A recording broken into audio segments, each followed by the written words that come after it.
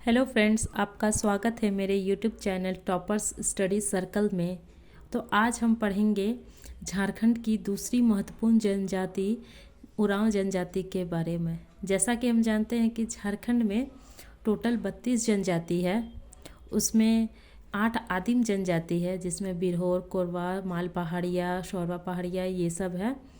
और जनसंख्या की दृष्टि से पहला स्थान पे है वो संथाल जनजाति है और दूसरे स्थान पर है उरांव जनजाति। उरांव जनजाति, तो चलिए पढ़ते हैं आज हम उरांव जनजाति के बारे में। जनसंख्या की दृष्टि से झारखंड की दूसरी प्रमुख जनजाति जो है उरांव। पहले स्थान पे कौन है? तो पहले स्थान पे संथाल है। उरांव जनजाति का निवास स्थल क्या है? तो निवास स्थल है दक्षिणी छोटा नागपुर प्रमंडल। तो दक्षिणी छोटा नागपुर प्रमंडल में कौन कौन से ज़िले आते हैं? लोहरदगा, रांची, गुमला, खूंटी, सिमडेगा। तो दक्षिणी छोटा नागपुर कौन सा एरिया में पड़ता है? ये जो येलो पार्ट है फ्रेंड्स, ये हो गया हमारा दक्षिणी छोटा नागपुर। जैसे ये रांची, लोहरदगा, गुमला, खूंटी, सिमडेगा। और जो संथाल जनजाति है वो कौन सा एरिया में आता है? ये ग्रीन पार्ट, देवघर, साहेबगंज, गोडा, पाकुड़, दुमका, देवघर, जामताड़ा। ये हो गया संथाल का। और ये हो गया उरांव जनजाति का, दक्षिणी छोटा नागपुर प्रमंडल। उरांव जनजाति द्रविड़ जनजाति के थे और जो संथाल जनजाति थे वो थे प्रोटो ऑस्ट्रेलॉइड। तो इस तरह आप मान लो जनजाति को कंपेयर करके पढ़िएगा तो आपको मान लो ईजी होगा और दोनों चीज़ आपका मान लो रिवाइज भी हो जाएगा। जैसे संथाल जनजाति से कंपेयर कर रहे हैं तो संथाल जनजाति का भी आपको रिवीजन हो जाएगा और दोनों में डिफरेंस भी आपको पता चल जाएगा, आपका कॉन्सेप्ट भी क्लियर होगा। तो उरांव जनजाति द्रविड़ जनजाति के हैं। उरांव जनजाति का झारखंड में प्रवेश शेरशाह के शासनकाल में हुआ था। उरांव जनजाति की भाषा कुडुक है और संथाल जनजाति की भाषा संथाली। कुडुक का शाब्दिक अर्थ होता है मनुष्य। उरांव जनजाति में त्योहारों के अवसर पर पुरुषों द्वारा एक विशेष वस्त्र पहना जाता है। जैसे हर जनजाति का अपना अपना विशेष वस्त्र है, कुछ धारण करते हैं वो सब। तो उरांव जनजाति के द्वारा जो त्यौहार पे विशेष वस्त्र धारण किया जाता है जो मेल के द्वारा, तो उसको केरिया कहते हैं। और वहीं फीमेल के द्वारा यानी महिलाओं के द्वारा पहनने जाने वाला वस्त्र को खंडरिया कहा जाता है। मुख्य पेशा कृषि। मुख्यतः झारखंड में मुख्य पेशा कृषि पे ही आधारित है। तो उरांव परिवार जो है पितृवंशी यानी पितृसत्तात्मक है। गांव का प्रधान महतो होता है और धर्म पुजारी जो पूजा पाठ करते हैं गांव में उसको पहान कहते हैं। तो संथाल जनजाति में गांव का प्रधान को नायके कहा जाता था और उरांव में महतो कहा जाता है। धर्म पुजारी संथाल में थे, उरांव में पहान है और ये गांव का प्रधान हो गया महतो और धर्म का पुजारी हो गया पहान।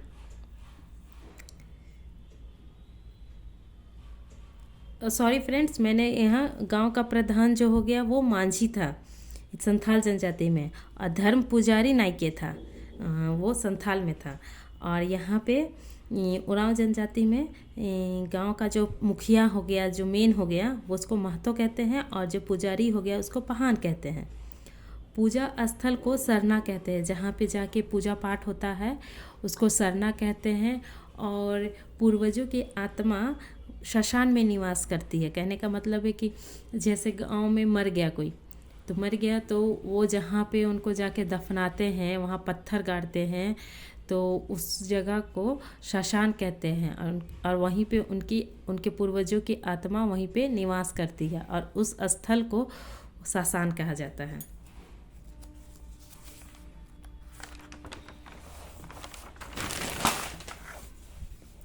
और युवागिरी, झारखंड जनजाति का युवागिरी को धुमकोड़िया कहा जाता है और संथाल जनजाति का युवागिरी को गोटुल या घोटुल कहा जाता है। ये युवागिरी बहुत इम्पॉर्टेंट है फ्रेंड्स। ये हमेशा आपको क्वेश्चन, मान लो कोई भी एग्जाम हो, झारखंड से रिलेटेड क्वेश्चन आना ही आना है। जेपीएससी हो, जेएससीसी हो, युवागिरी से पूछा ही जाता है। तो युवा गृह हुआ जहाँ पे युवक युवतियाँ अपने कल्चर को सीखते हैं, तो वो हो गया युवा गृह। तो उस जगह को कहा जाता है धूमकुड़िया। तो युवाओं के धूमकुड़िया को जोक एरपा कहा जाता है युवकों के, और जो लड़के हुए जो जहाँ वहाँ जाते हैं युवा गृह में, तो उसको जोक एरपा कहा जाता है। और युवतियों के धूमकुड़िया को पेल एरपा कहा जाता है। जोक एरपा को धांगर कुड़िया भी कहते हैं, और पेल एरपा को बड़की धांगरीन भी कहते हैं। धांगर मेन लड़का को रिप्रेजेंट करता है और लड़की के लिए धांगरीन हो गया। और नाच का मैदान जो हुआ, नाच का मैदान जहाँ पे सामाजिक सांस्कृतिक कार्यक्रम होते हैं, वो लोग अपने फेस्टिवल को सेलिब्रेट करते हैं या कुछ भी चीज़ को वहाँ पे मतलब सेलिब्रेशन एक तरह का हो गया, तो वहाँ पे नाच गान ये सब होता है, तो वो हो गया अखड़ा। उस जगह को अखड़ा कहते हैं। और उरांव जनजाति में लोकप्रिय नृत्य जो है वो जदुर नृत्य है। जदुर, ये भी क्वेश्चन आ चुका है, जदुर नृत्य कहाँ का लोकप्रिय नृत्य है, तो वो है उरांव जनजाति का नृत्य। सर्वोच्च देवता हो गया धर्मेश। धर्मेश जो हो गया वो सूर्य का प्रतीक हो गया, यानी वो सूर्य देवता को अर्पण है। ग्राम देवता हो गया ठाकुर देव। कुल देवता हो गया पूर्व जातमा। सीमांत देवता हो गया डिहवार। पहाड़ देवता मारांग बुरु। मारांग बुरु यानी वो पहाड़ को ही मारांग बुरु कहते हैं। तो वो, और जनजाति में, झारखंड के जनजाति में सारे देवी देवता वो नेचर से ही रिलेटेड होते हैं। पहाड़, पर्वत, जंगल, ये सब से रिलेटेड होते हैं। वो मतलब प्रकृति प्रेमी होते हैं, प्रकृति से जुड़े रहते हैं। त्यौहार जो हो गया, त्यौहार है कर्मा, सरहुल।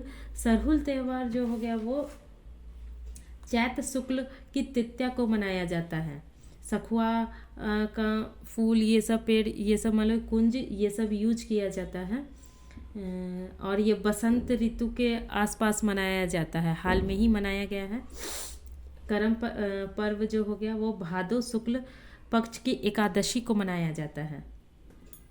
करम की डाली की, इसमें करम हो गया, कर्मा यानी करम की डाली की पूजा की जाती है इसमें।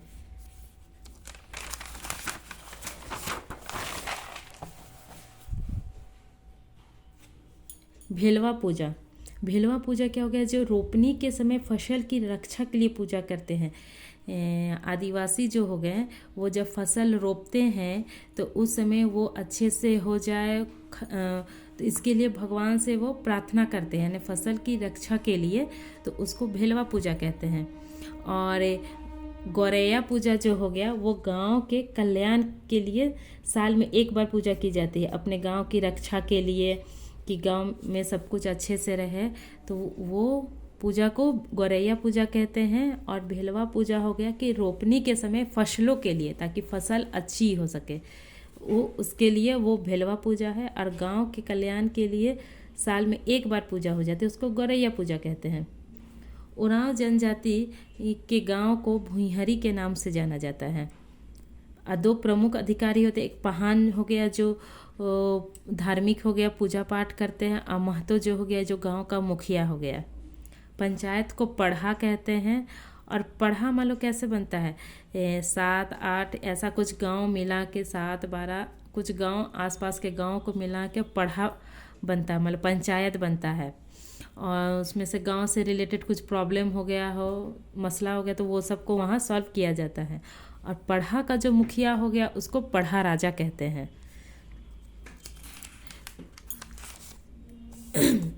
तो फ्रेंड्स, आपको कैसा लगा ये वीडियो, आप ज़रूर बताएं मुझे। Thank you. आप मेरे चैनल को लाइक, शेयर एंड सब्सक्राइब करें। थैंक्स।